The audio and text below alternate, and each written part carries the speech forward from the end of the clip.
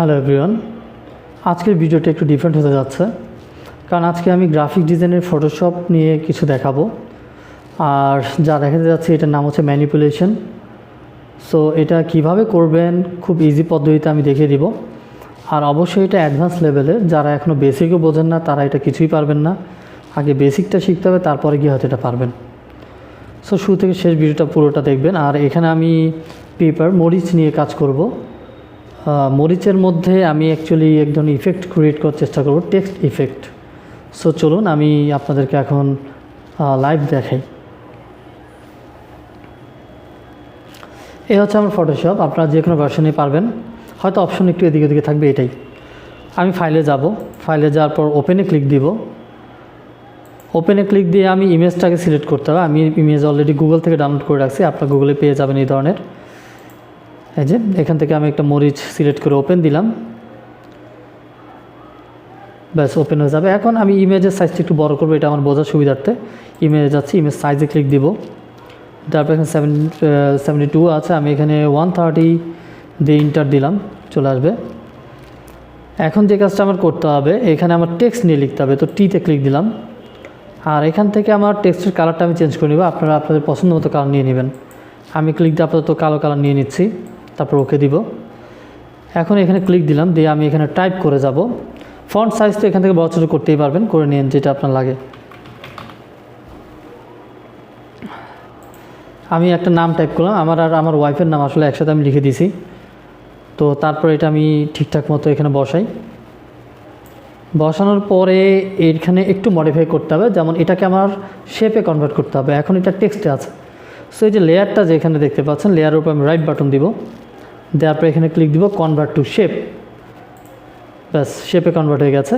এখন এটাতে আমার একটু র্যাপ করতে হবে, তার জন্য আমি এডিটে যাব, গিয়ে এখান থেকে আমরা ট্রান্সফর্ম প্যাথে যাব, গেলে এখানে পাবো হচ্ছে র্যাপ। আপনাদের অন্য কোনো ভার্সন হলে আপনারা অন্য কোথাও পাবেন, তবে র্যাপ লেখাটা যেখানে আছে খুঁজে বের করতে হবে। আমার ভার্সন CS3, এখানে আমি এটাতেই পাচ্ছি, এই জন্য এখানে দেখাচ্ছি। র্যাপে ক্লিক দিব, চলে আসে। এবার একটু আমি জুম করে নিই আমার বোঝার জন্য। এই এখন আমি জাস্ট হচ্ছে এগুলো ড্র্যাগ করে করে আমি এই যে মানে দুই কোণ আগে ঠিক করে নিই, ড্র্যাগ করে করে জাস্ট আমি হচ্ছে বসা দিব ঠিকঠাক মতো। সম্পূর্ণটা টেনে দিব, তাহলে দেখতে একটু ভালো দেখাবে।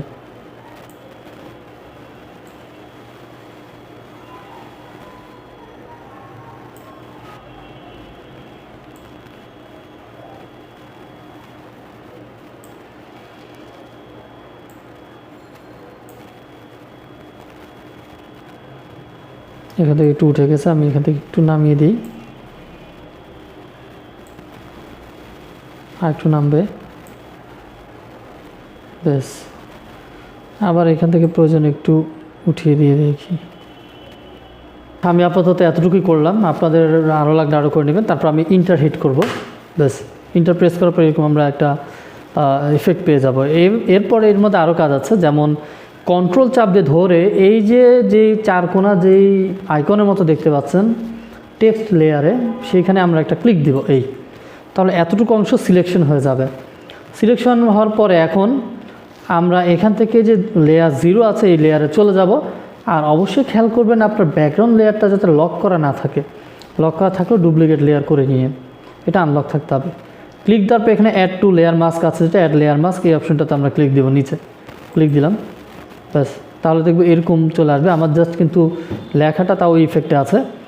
এখন ওই লেখার যে লেয়ারটা আছে ওইটা আমরা ভিজিবিলিটি হাইড করে দিলাম, তাহলে মরিচের কালারটা এখন চলে আসবে। এরপর আমরা এখান থেকে একটা নিউ লেয়ার ক্রিয়েট করব, নিলাম। এবার লেয়ারটা নিচের দিকে টান দিয়ে নিয়ে আসবো। তারপর এখান থেকে পেইন্ট বাকেট টুল আছে, পেইন্ট বাকেট টুলটা আপনার নিতে হবে। আর ফরগ্রাউন্ড কালারটা আমি হোয়াইট নিয়ে নিব, ওকে দিব। এখন এখানে আমি ক্লিক দিয়ে একটা হোয়াইট কালার এই ব্যাকগ্রাউন্ডে দিয়ে দিলাম। এরপরে আমরা এখান থেকে এই যে মাস্কটা আছে, মাস্কে ক্লিক দিতে হবে। এখানে ক্লিক দেওয়া যাবে না, এটা হচ্ছে ইমেজ আর এটা হচ্ছে মাস্ক। তো আমরা যে মাস্ক নিছি, মাস্কের যে চারকোনা ব্ল্যাক আছে, এখানে মাস্কে ক্লিক দিব। দেওয়ার পরে এখান থেকে আমরা ব্রাশ নিয়ে নিব, এই যে ব্রাশ। আর খেয়াল করবেন ফরগ্রাউন্ড কালার যাতে হোয়াইট থাকে, ব্যাকগ্রাউন্ড যাতে ব্ল্যাক থাকে, এদিকে খেয়াল করতে হবে। তারপরে আমি একটু জুম আউট করে নিই, এই ঠিকঠাক একটু করে নিই। এখন আমি এখান থেকে ক্লিক দিয়ে ধরে জাস্ট দেখেন এই যে আমার মরিচটা চলে আসতেছে। ফরগ্রাউন্ড কালার হোয়াইট না রাখলে কিন্তু আসবে না, ওদিকে খেয়াল করবেন। ফরগ্রাউন্ড হোয়াইট, ব্যাকগ্রাউন্ড ব্ল্যাক, এরকম করে নিব। ব্রাশটা লাগলে এখান থেকে আপনি আরও চেঞ্জ করতে পারবেন। এখানে আরও এক ধরনের ব্রাশ আছে, একটু ঘোলা ঘোলা টাইপের আছে, এরকম নিতে পারবেন। তো আমার ঘোলাটার প্রয়োজন নাই, আমি একটু স্ট্রং কালারটা নিই, তাহলে একটু ভালো মতো ইয়ে করতে পারবে। এরকম করে নিলাম। এখন নিচের দিকে একটু শ্যাডো ছিল, তো আমি এখান থেকে একটু টেনে দিই, তাহলে একটু দেখতে একটু ভালো দেখাবে, সুন্দর দেখাবে এই আর কি।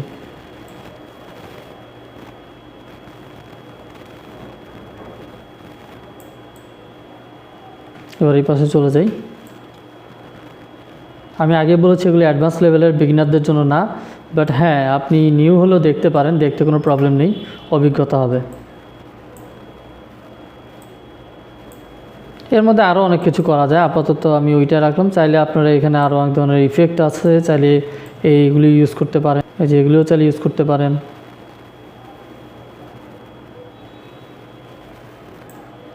এরকম আরও অনেক ধরনের ব্রাশ টাশ আছে, এগুলি ব্যবহার করতে পারেন।